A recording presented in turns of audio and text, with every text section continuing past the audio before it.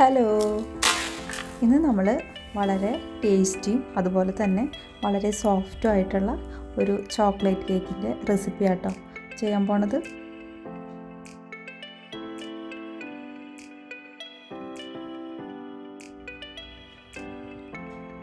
ഇതിനു വേണ്ടിയിട്ട് നമുക്ക് ഒരു പാത്രം എടുത്ത് അതിലേക്ക് മൈദ ഇട്ട് കൊടുക്കാം. അതിനുശേഷം പാൽപ്പൊടിയാണ് ചേർത്ത് കൊടുക്കേണ്ടത്. പാൽപ്പൊടി ഇട്ട് കൊടുത്താൽ നമ്മുടെ കേക്കിനൊന്നും കൂടി നല്ല ടേസ്റ്റ് കൂടും. ഇനി നമുക്കിതിലേക്ക് കുറച്ച് കൊക്കോ പൗഡർ ചേർത്ത് കൊടുക്കാം.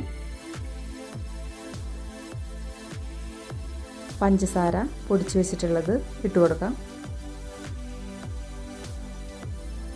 1 ടീസ്പൂൺ ബേക്കിംഗ് പൗഡറും 1/4 ടീസ്പൂൺ ബേക്കിംഗ് സോഡയും കൂടി ഇട്ട് കൊടുത്തതിന് ശേഷം നമുക്കിത് നന്നായിട്ടൊന്ന് മിക്സ് ചെയ്ത് എടുക്കണം.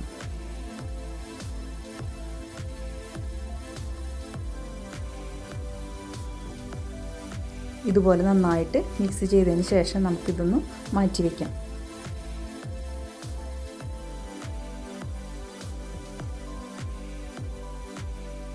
ഇനി നമുക്ക് മറ്റൊരു പാത്രം എടുത്ത് അതിലേക്ക് ഒരു മുട്ട ഇട്ട് കൊടുത്തിട്ട് നന്നായിട്ടൊന്ന് ബീറ്റ് ചെയ്തെടുക്കാം.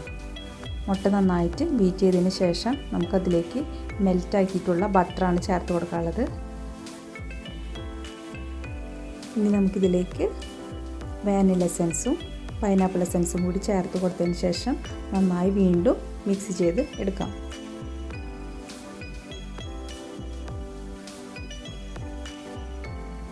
ഈ മിക്സ് ചെയ്തത് നമ്മൾ നേരത്തെ മാറ്റി വെച്ചിട്ടുള്ളതിലേക്ക് ഒഴിച്ചു കൊടുത്തതിന് ശേഷം വീണ്ടും നന്നായിട്ടൊന്ന് മിക്സ് ചെയ്തെടുക്കാം.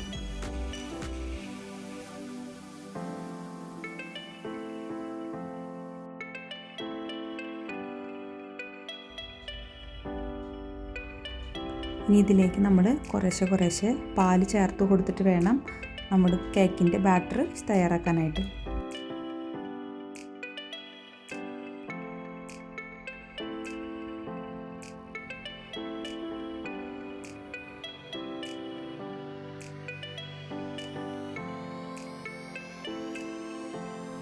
ആവശ്യത്തിനുള്ള പാല് ചേർത്ത് കൊടുത്ത് നന്നായിട്ട് ഇളക്കി നമുക്ക് ഇത് നന്നായിട്ട് ലൂസാക്കിയിട്ട് എടുക്കാം.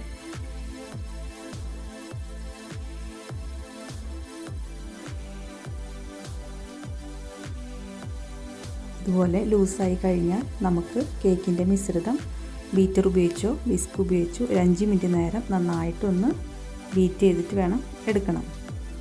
ഇതുപോലെ ബീറ്റ് ചെയ്താൽ നമ്മുടെ കേക്ക് നല്ല സോഫ്റ്റായി കിട്ടും. ഇനി ഇതിലേക്ക് നമ്മൾ ഡയറി മിൽക്കാണ് ചേർത്ത് കൊടുക്കുന്നത്. ഡയറി മിൽക്ക് ചെറിയ കഷ്ണങ്ങളായിട്ട് നമുക്ക് മുറിച്ചെടുക്കാം. ഈ മുറിച്ചെടുത്ത ഡയറി മിൽക്ക് നമുക്ക് നേരത്തെ നമ്മൾ തയ്യാറാക്കി വെച്ചിട്ടുള്ള കേക്കിൻ്റെ മിശ്രിതത്തിലേക്ക് ഇട്ട് കൊടുക്കാം.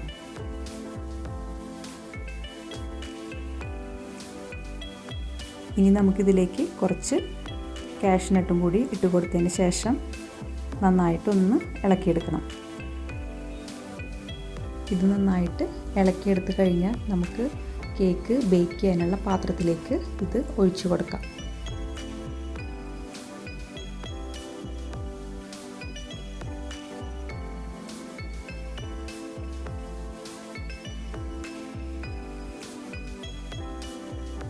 കേക്ക് ബേക്ക് ചെയ്യാൻ വേണ്ടിയിട്ട് നമുക്ക് കുക്കറിലേക്ക് വെച്ച് കൊടുക്കാം. ഒരു 45 മിനിറ്റ് നേരം ബേക്ക് ചെയ്യാനായിട്ട് വെക്കാം. 45 മിനിറ്റ് കഴിഞ്ഞപ്പോൾ നമ്മുടെ കേക്ക് നന്നായിട്ട് ബേക്കായി വന്നിട്ടുണ്ട്. ഇനി ചൂടാറി കഴിഞ്ഞാൽ നമുക്കിതിലത്തെ ബട്ടർ പേപ്പറൊക്കെ മാറ്റി എടുക്കാം. വളരെ ഈസി ആയിട്ട് നമുക്ക് ഈ കേക്ക് തയ്യാറാക്കി എടുക്കാം. ഈ കേക്ക് വളരെ ടേസ്റ്റുമാണ്, അതുപോലെ വളരെ സോഫ്റ്റുമാണ്.